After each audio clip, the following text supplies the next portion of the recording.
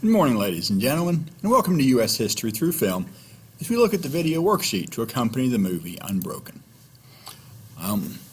Number one, we can see the Bombay doors get stuck, and while it's not entirely clear in the movie, this did happen in real life, and when it did so, Louie Zamparini actually went back and cranked the Bombay doors shut by hand. Number two, they identify the plane as a Zero, which is a type of plane manufactured by Mitsubishi, and named for the fact it was created in a year ending in a zero in the Japanese imperial calendar.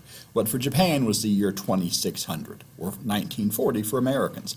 It was one of the best fighter planes in the world at the time, but it became outdated over the course of the war as America and the Germans and others continued to develop better and better planes, and the Japanese weren't really able to keep up or replace their planes, having so few natural resources to rely on. Number 12 is mostly true, in that Louie gets the nickname the Torrance Tornado, although that name wasn't really used as a nickname until a bit later in his life. A little bit later. But he did set a high school mile record, running a mile in 4 minutes, 21.2 seconds on May 19, 1934, a record that did stand for 19 years. Number 14, and also number 44, refer to the 1940 Olympics, which were scheduled to be held in Tokyo. The first time the Olympics had been given to a non-Western city. All others at that point being held in Europe or the United States. But there was so much international criticism of Japan following their invasion of China in 1937 that the Japanese government ended up canceling the games, rather than deal with countries who'd criticized them. Also, the military wanted to use all of Japan's economy to produce supplies for the military and not put any into building stadiums or things like that. When Japan gave up their claim to the 1940 Olympics, they awarded the Olympics to Finland. But the Olympics were canceled when the Soviet Union invaded Finland in 1939, so there ended up being no Olympics in 1940, or for that matter, 1944. Number 17, we see the crew preparing for a rescue mission. And the military really did make a serious effort to locate downed planes as a matter of morale. That if you were shot down, you knew they would try to find you. Although, in fact, rescue missions themselves were so dangerous, and so many men were lost on rescue missions, that it was actually probably a net loss for the military. They probably lost more men trying to rescue downed pilots than they actually rescued. Number 21, we see Jesse Owens win his famous gold medals in Berlin. He won, 4 gold medals, in some cases with Hitler watching. He defeated the supposedly superior German athletes on their home turf. Albert Speer, Hitler's personal architect, wrote that Hitler was highly annoyed by the series of triumphs by the marvelous colored American runner Jesse Owens. People whose antecedents came from the jungle were primitive, Hitler said with a shrug. Their physiques were stronger than those of civilized whites, and hence should be excluded from future games. Although during the Olympics, Jesse Owens was paid to wear German-made Adidas shoes in the first professional endorsement by a black athlete. In number 22, where Louie ran the final lap in a record-breaking 56 seconds, that is true. It was a world record for the fastest run of the final lap in a 5,000-meter run. Indeed, afterwards, Louie was invited to meet Adolf Hitler, who reached down from the stands to shake his hands and congratulate him on his speed. Now, the gold medal was actually won by a Finnish runner in that event. He went on to serve in World War II as well and was killed in 1940 during the Soviet invasion of Finland. 1925, we see a plan to eat chocolate bars, and the men had in their their emergency kit 6 chocolate bars known as D rations, and each of those chocolate bars had 1,800 calories in it. Each bar was broken up into 6 squares of 300 calories. And these were often issued to soldiers as part of their rations, but it was meant to be an emergency ration.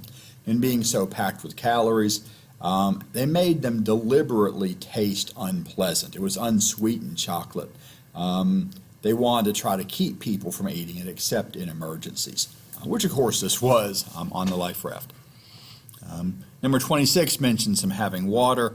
They did have 8 cans of water, each with half a pint or 8 ounces of water in it. So in total, 1 gallon of water, broken up across 8 small cans. Number 27 shows them being attacked by sharks. They look in the movie like great white sharks. We don't really know for sure what kind of sharks they were. They were probably, though, a breed called the oceanic white-tip shark, which, while less famous than the great white, has probably eaten more humans than great whites or any other type of shark, largely due to all the people they got to eat during World War II. The oceanic white-tip shark tends to live in the middle of the ocean, so it rarely eats swimmers near the coast. But so many ships and planes went down in the Pacific during World War II that oceanic white-tips got to eat a whole lot of them. Of course, the worst instance was when the USS Indianapolis was sunk by a Japanese submarine just past midnight on July 30th, 1945, but wasn't found by the Navy until almost 4 days later. During that time, almost 600 of the men who had survived the sinking of the ship, which killed 300 by itself, almost 600 of the survivors ended up dying, many of them eaten by sharks waiting for the rescue.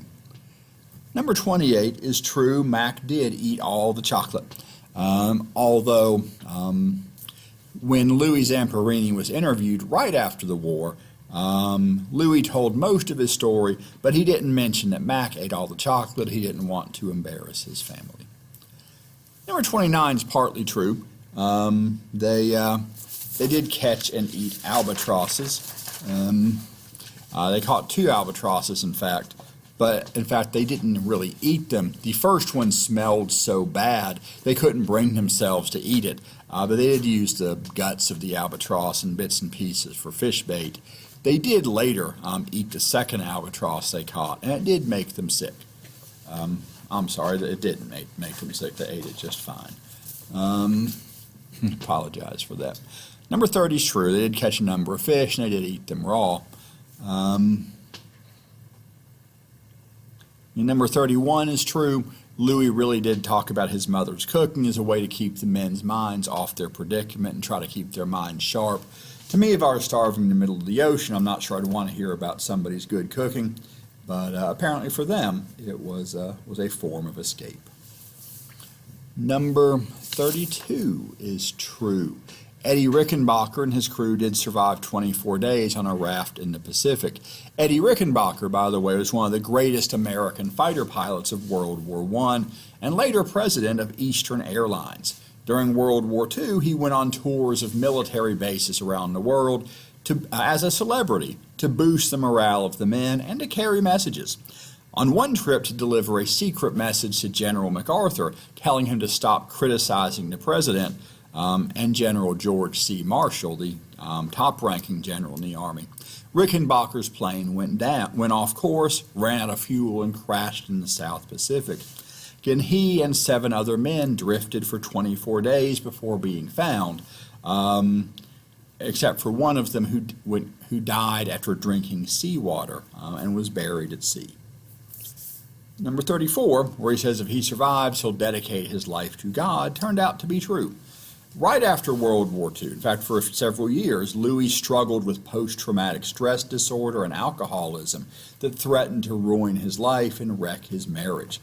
After his wife threatened to leave him if he didn't go, he and his wife attended a Billy Graham crusade in 1949, and Louie did rededicate his life to Christ and even forgave his captors.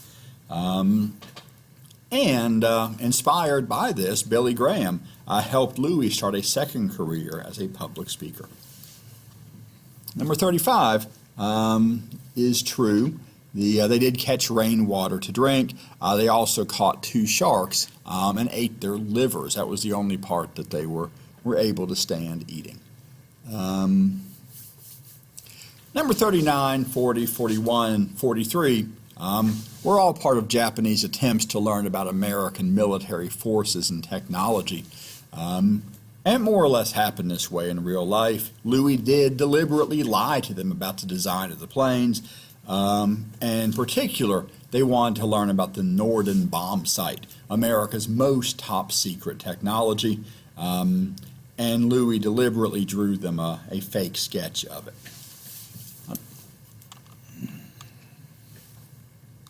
And number 42 mentions the Marines on Macon Island.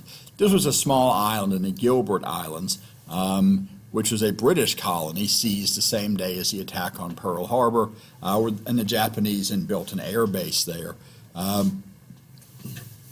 There was an American raid on Macon Island. 2 submarines dropped off 211 U.S. Marines for a midnight raid, August 17th to 18th, 1942. They destroyed the entire garrison, killing 42 Japanese soldiers, sinking 2 small boats, destroying 2 aircrafts, destroying the entire base, but losing 19 Marines killed and 11 left behind. When the Japanese returned, they killed 2 of the men left behind, but captured the other 9, took them to another island, and eventually beheaded them there. Number 44 refers to Louie's old plan to be in Tokyo for the 1940 Olympics. It ended up being canceled. In number 45, Louie goes to the Amori detention camp, which is mostly true, although in fact that wasn't the first camp he was sent to. Before that he went to Ofuna camp near Yokohama, but they've kind of combined the Ofuna camp and the Omori camp into one just for the sake of simplicity in the movie. Number 48, the prisoners called Corporal Watanabe the Bird, and other nicknames too, in part to avoid attracting his attention.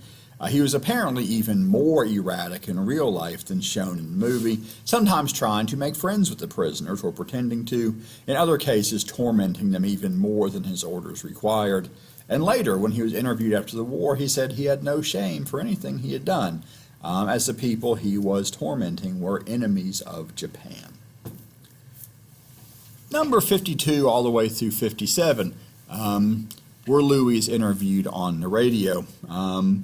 Is all pretty much true. Although in fact Louie made 2 separate trips to the radio station.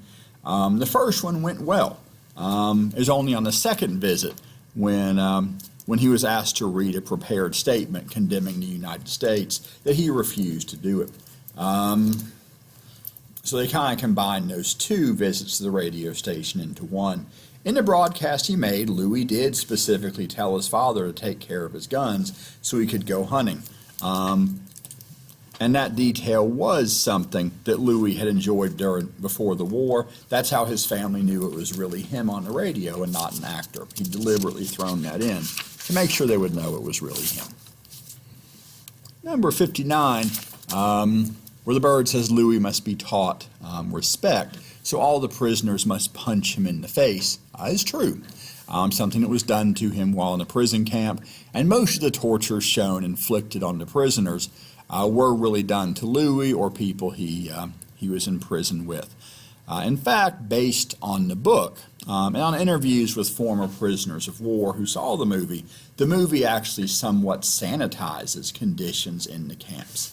As bad as things seem in the movie, they're actually significantly worse in real life. Number 60, where the prisoners put on a play of Cinderella, really took place on Christmas Day in 1944.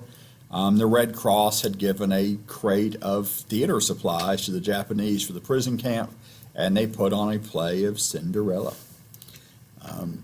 Number 63, where the Japanese planned to issue kill-all orders should the Allies win, is apparently true, although the war ended so suddenly that the Japanese, for the most part, weren't able to carry out that order, certainly not on a large scale,